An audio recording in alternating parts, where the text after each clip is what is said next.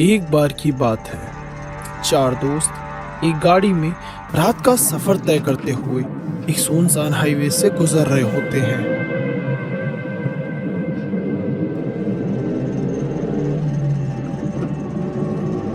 रवि अपने दोस्त रोहन से कहता है, यार इस हाईवे से क्यों जा रहा है? क्या तुझे पता नहीं इस हाईवे पर चुड़ैल का साया है?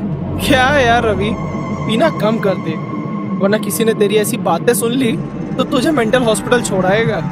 पीछे बैठे दोनों दोस्त रवि पर हंसने लगते हैं।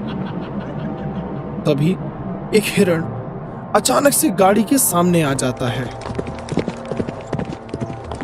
रोहन अचानक गाड़ी को रोककर बाहर निकलकर देखने लगता है।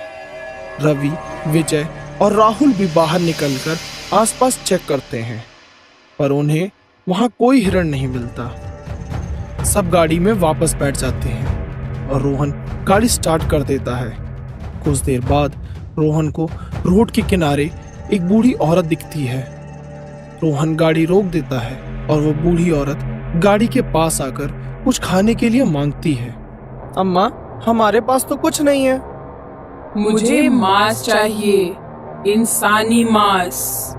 ये कहकर वो औरत बहुत जोरों से हंसने लगती है।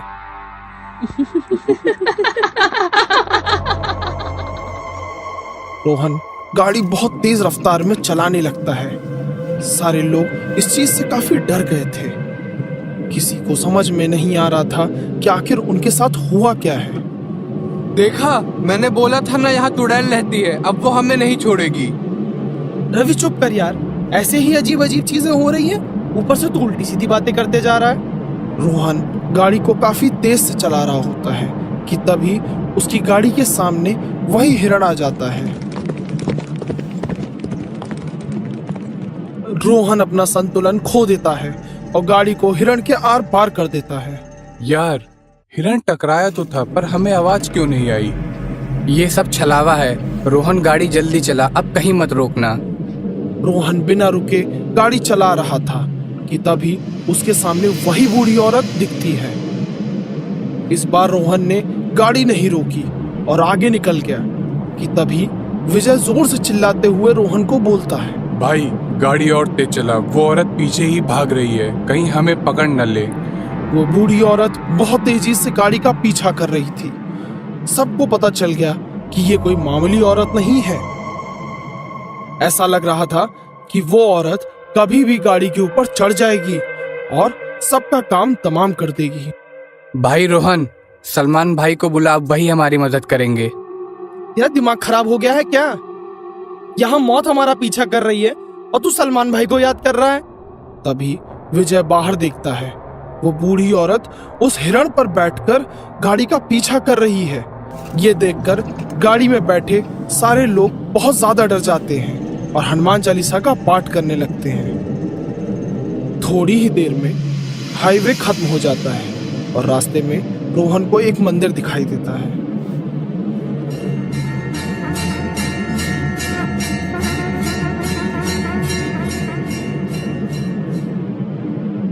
भाइयों, मैं उस मंदिर के पास गाड़ी रोकूंगा, तुम लोग मंदिर के अंदर घुस जाना। पर वो चुड़ैल तो हमारे पीछे ही है। हमारे पास और कोई रास्ता नहीं है। रोहन ने गाड़ी को मंदिर के सामने रोक दिया और सारे लोग मंदिर के अंदर जान बचा के घुस गए। मंदिर में पुजारी उन लोगों को देखकर समझ गए थे कि उनके साथ उस छलावे ने छल किया है। पुजारी ने सबके सर पे भभूति लगाकर गंगा जल का छिड़काव कर दिया। वो चुड़ैल मंदिर के बाहर ही घूम रही थी और लगातार चिल्लाते हुए उन्हें बाहर बुला रही थी। सारे दोस्त मिलकर पुजारी से मदद मांगते हैं। पुजारी उनकी मदद करने के लिए मान जाते हैं और हनुमान जी से प्रार्थना करने लगते हैं। उस देर में पंडित काफी मंत्रों का उच्चारण करने लगते हैं और बाहर उस चुड़ैल के पास जाकर उससे अपनी आंखों की लेजर लाइट से उस चुड़ैल को भस्म कर देते हैं।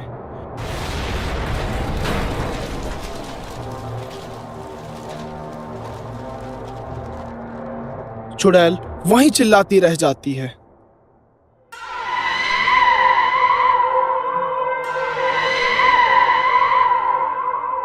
सारे दोस्त पुजारी को शुक्रिया अदा करते हैं और कुछ देर बाद वो लोग वापस गाड़ी में बैठकर अपने मंजिल की ओर निकल गए।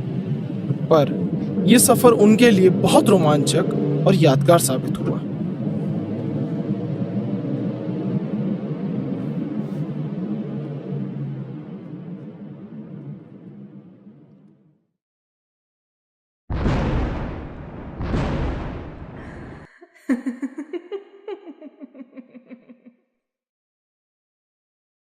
एक समय की बात है, शिवपुर नाम के गांव में एक लड़की रहा करती थी जिसका नाम रूबी था।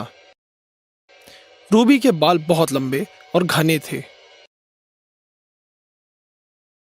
जिसकी चर्चा आस पड़ोस के गांव में भी हुआ करती थी। रूबी को अपने बालों पर बहुत घमंड था और वो नई नई चीजें अपने बाल में लगाया करती थी ताकि उसके बाल और भी सुंदर हो जाएं। राधा दीदी, मेरे बाल बड़े टूट रहे हैं। लगता है कुछ दिनों में मैं गंजी हो जाऊंगी। रूपाली दी, मौसम चेंज होते ही मेरे बालों का भी यही हाल हो जाता है। ना जाने मैं क्या करूं। उन दोनों औरतों की बात सुनकर रूबी वहां आ जाती है और कहती है, अरे दीदी, मेरे बाल भी बड़े कमजोर हो गए हैं। ना जाने किसकी नजर लग गई है। पर रूबी, तुम्हारे बाल तो बड़े सुंदर हैं, तुम ऐसे क्यों बोल रही हो? मेरे तुम्हारे जैसे बाल होते तो मैं हमेशा संभाल के रखती। अरे दीदी, काहे के बाल झाड़ हो गए हैं सारे के सारे। ये कहकर रूबी वहां से चली जाती है। देखो तो कैसे बीच में आकर बोलकर चली गई। इसे अच्छे से पता है कि इसके बाल बहुत सुंदर हैं, इसीलिए मुफ्त की तारीफ बटोरने आई थी कल मुही। उसी गांव में रोहित नाम का एक लड़का रूबी को मन ही मन पसंद करता था और रूबी उसे जरा भी भाव नहीं देती थी। रोहित ने कई बार रूबी को अपने मन की बात बताई और रूबी हमेशा उसे जलील कर कर भगा देती थी। तुम मुझसे प्यार कैसे कर सकते हो? खुद की शक्ल देखी भी है? मुझे तो कोई अमीर नौजवान ही ले जाएगा। और तुम राहुल, आज के बाद मेरे आसपास भी मत भटकना, वरना लोग सोचेंगे रूबी के स्टैंडर्ड्स को क्या हो गया है। रूबी की बात राहुल के दिल पर लग जाती है और वो बदला लेने का प्लान बनाता है। अगली सुबह राहुल भेष बदलकर तेल बेचने निकल पड़ता है। रूबी उस तेल को खरीद लेती है और रात में लगाकर सो जाती है।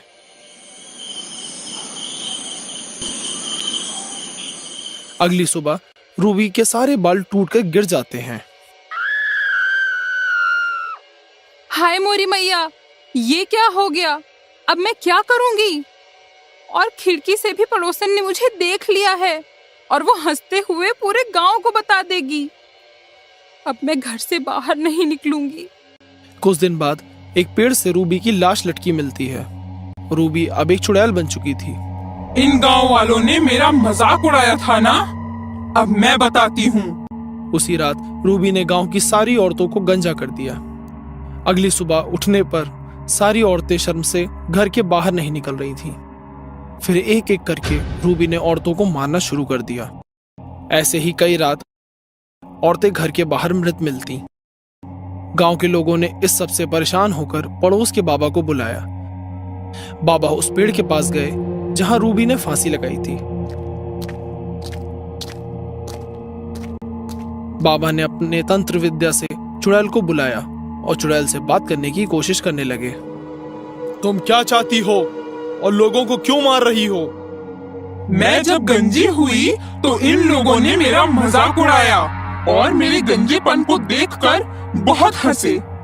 अब मैं किसी को भी नहीं छोड़ूंगी। तभी बाबा राहुल को पकड़ के ले जाने के लिए कहते हैं। राहुल के आते ही बाबा उसे चुड़ैल के सामने पेश करते हैं। इसने तुम्हारी ये हालत की है, इसे पकड़ो और बाकी गांव वालों को छोड़ दो। चुड़ैल ने राहुल को बहुत पीटा और उसे भी गंजा कर दिया। रूबी, मुझे माफ कर दो। मैं तुम्हारे बाल नहीं लौटा सकता, पर एक विग दे सकता हूँ जिससे तुम्हारे बाल वापस मिल जाएंगे। राहुल उस चुड़ैल को एक विग लगाकर देता है और रूबी की आत्मा को मुक्ति मिल जाती है।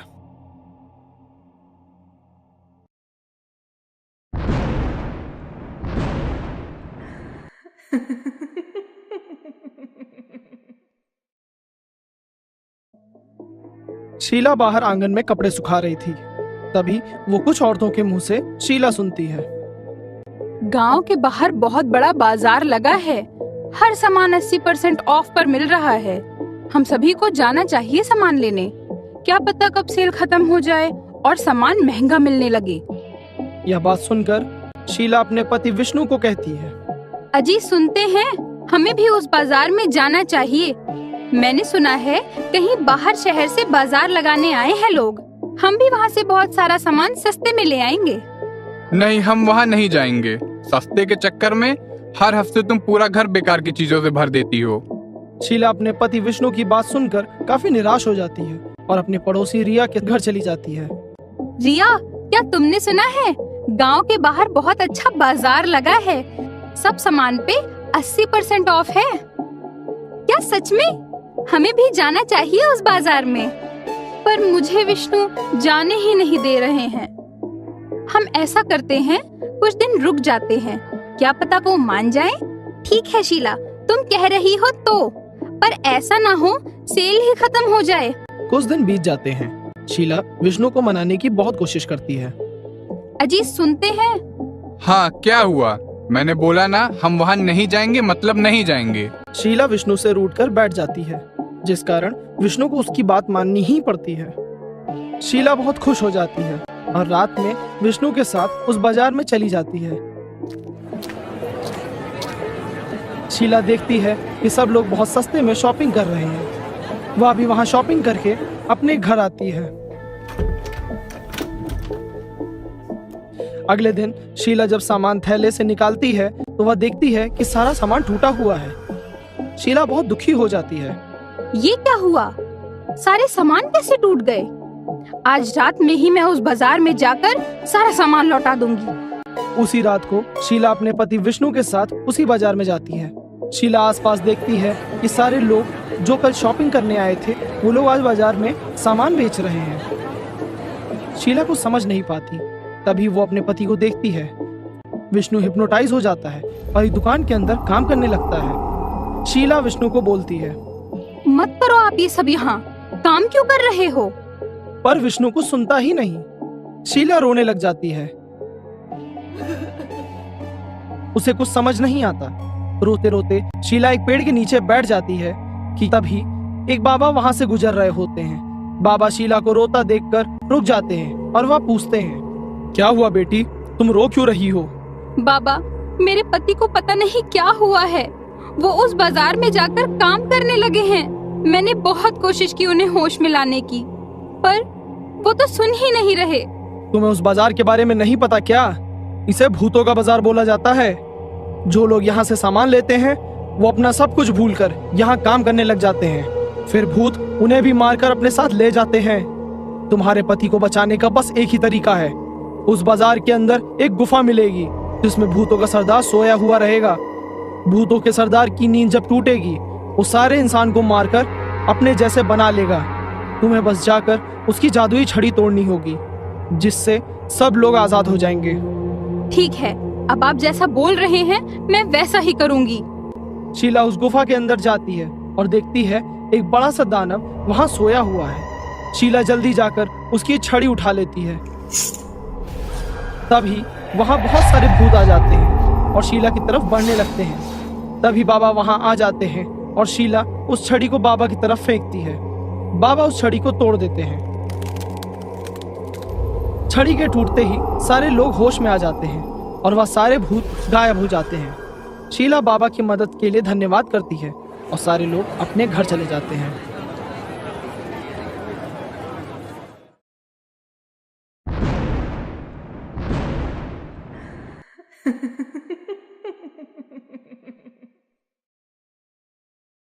एक बार की बात है, मयंक अपने दोस्तों के साथ नदी किनारे बैठकर बर्गर खा रहा होता है।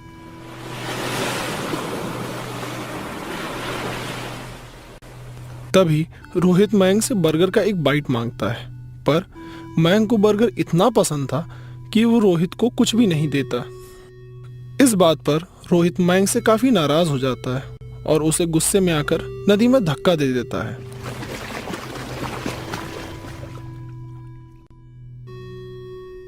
सारे दोस्त इस बात को मजाक में ले रहे थे और मयंक का मजाक उड़ा रहे थे कि तभी नदी में बाढ़ आ जाती है और मयंक को अपने साथ ले जाती है। सारे दोस्त मयंक को बचाने की कोशिश करने लगते हैं पर कोई उसे बचा नहीं पाते। अगली सुबह मयंक की लाश नदी के किनारे मिलती है। मयंक के हाथ में अभी भी वही बर्गर था।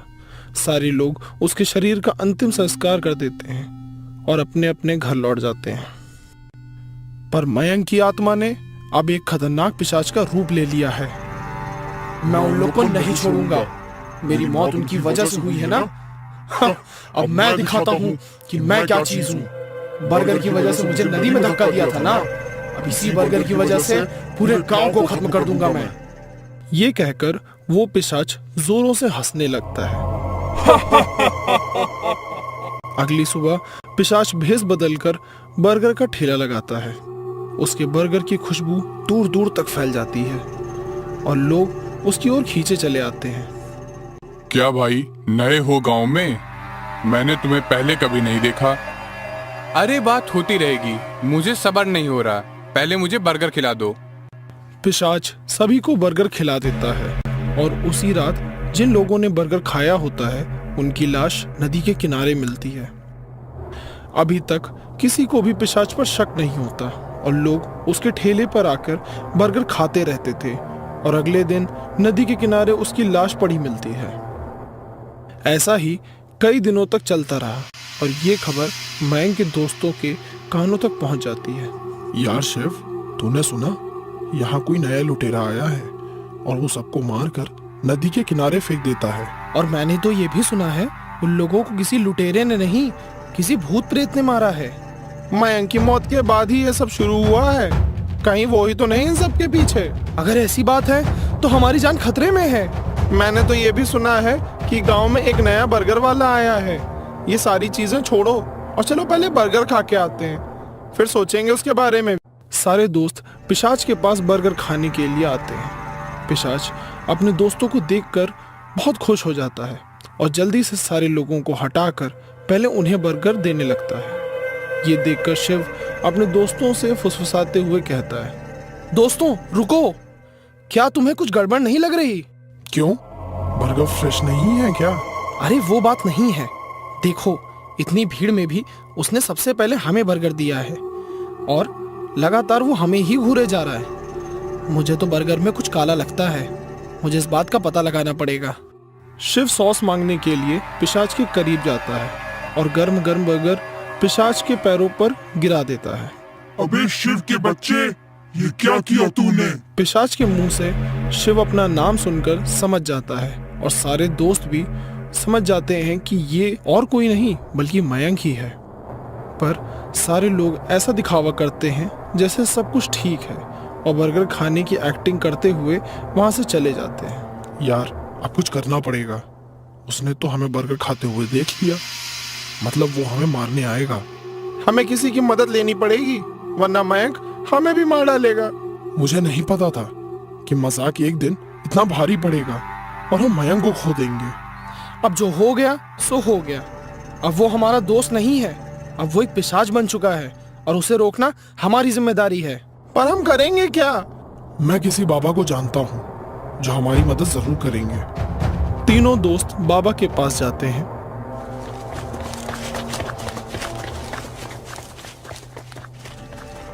और सारी बातें उन्हें बताते हैं। बाबा तीनों को उनके मजाक के लिए बहुत डांटते हैं पर आखिर में उनकी मदद करने के लिए मान जाते हैं। रात होती है और तीनों दोस्त ऐसा दिखावा करते हैं जैसे वो पिशाच के वश में हैं। तीनों नदी के किनारे पहुंच जाते हैं और गांव के कुछ लोग भी वहां खड़े रहते हैं जिन्होंने बर्गर खाया था। देखो तो कौन आया है, आज मेरा बदला पूरा हो जाएगा। तुम लोगों की वजह से मेरी ये हालत हुई है और तुम लोग ही मेरी मौत के जिम्मेदार हो। अब मैं तुम्हें नहीं छोड़ूंगा। ये कहकर पिशाच जोरों से हंसने लगता है कि तभी बाबा वहां आ जाते हैं। पिशाच बाबा को देखकर बोलता है, तुम्हें तो मैंने बर्गर नहीं खिलाया था, तो तुम यहाँ क्या कर रहे हो? मैं तुम्हें यहाँ खत्म करने आया हूँ मूर्ख। इन बच्चों को छोड़ दे। माना इन्होंने गलती की है, पर तू इन मासूम बच्चों को क्यों मार रहा है? अब तो ये सब मेरे वश में है। अब ये सब बोलने का क्या फायदा बाबा जी? बाबा अपनी झोली में से सामान निकालकर मंत्र पढ़ना शुरू करते हैं और धीरे धीरे सभी को होश में लाने लगते हैं। लोगों को होश में आने से पहले ही मैं पानी में डुबाकर मार देता हूँ। बाबा, तुमने सबको तो होश में ला दिया, पर इन तीनों का क्या होगा? इनकी मौत तो मेरे ही हाथों होगी। ये कहकर पिशाच रवि, रोहित और शिव के पास उड़ते हुए आने लगता है कि तभी रोहित बोलता है, हमने तो बर्गर खाया ही नहीं था। शिव की चालाकी की वजह से हम तुम्हारी चाल से बच गए, वरना हम भी आज तुम्हारे हाथों मारे जाते। भाई मयंक, हमने जानबूझकर ये नहीं किया था। हमने तो तुझे बचाने की कोशिश की थी। माफ कर दे यार। माफी, वो भी मुझसे? अब मुझे सबको तड़पा कर मारना पसंद है। अब मुझे किसी को मारना ही पड़ेगा खुद जीने के लिए। ये कहकर पिशाच तीनों के पास उड़ते हुए आने लगता है और तभी बाबा उस पिशाच पर मंत्रों का उच्चारण करते हुए पिशाच को कमजोर कर देते हैं। तभी सारे गांव वाले वहां मशाल लेकर इकट्ठा हो जाते हैं।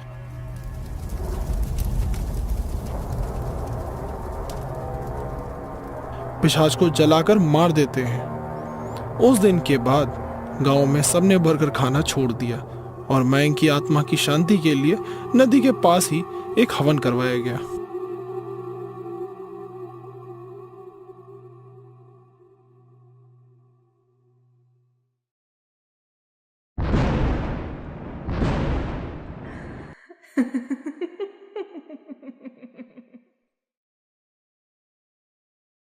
चुड़ैल का झूला। एक समय की बात है, गांव में एक पागल खाना था जो कि काफी समय पहले ही बंद हो चुका था। उस पागल खाने के बाहर एक पीपल का पेड़ था जिसमें बच्चों ने एक झूला लगा रखा था। गर्मियों के मौसम में बच्चे उधर खेला करते थे। एक दिन जब बच्चे उस झूले से झूल रहे थे, पीपल के पेड़ की चुड़ैल ने झूले में बैठे बच्चे को धक्का मार दिया। इससे सारे बच्चे काफी घबरा जाते हैं और डरकर भाग जाते हैं। उस दिन के बाद से वो झूला हर रात खुद ब खुद झूला करता और उस पेड़ से रोने चिल्लाने की आवाजें आया करती थी। सोनम अपने पति केशव के साथ उसी गांव में रहा करती थी।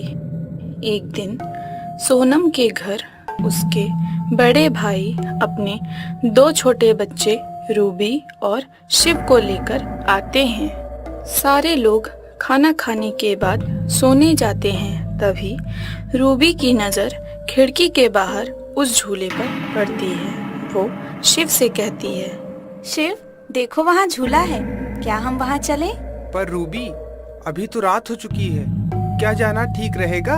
हाँ बिल्कुल, हमारे साथ यहाँ कोई खेलने वाला नहीं है, चलो ना चलते हैं। ठीक है, हम कल चलेंगे, अभी सो जाते हैं।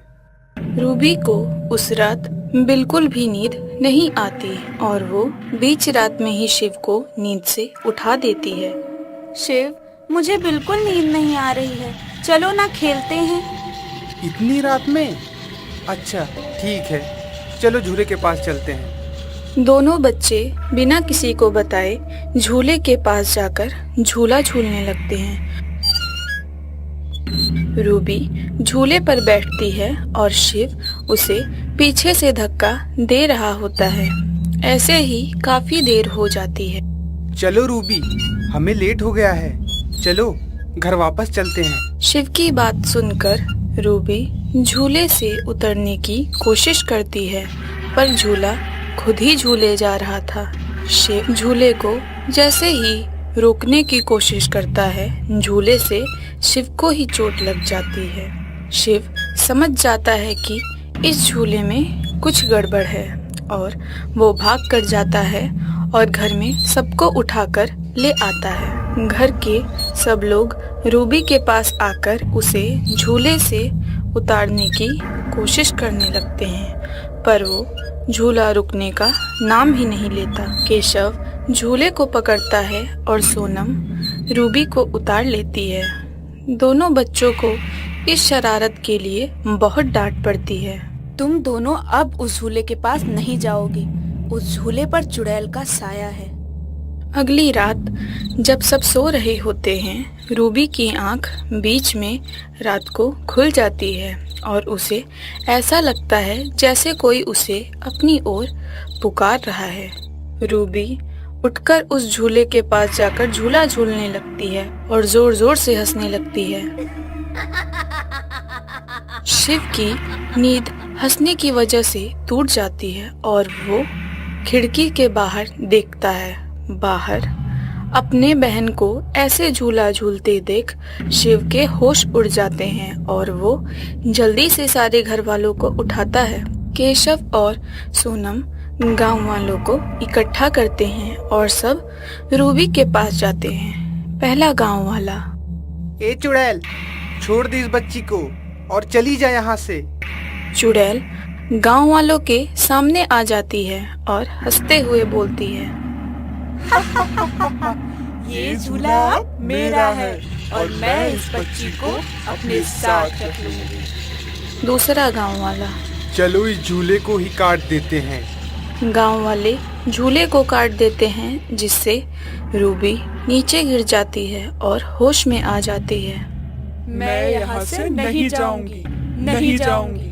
गांव वाले मिलकर पेड़ में भी आग लगा देते हैं जिससे चुड़ैल भी जलकर मर जाती है।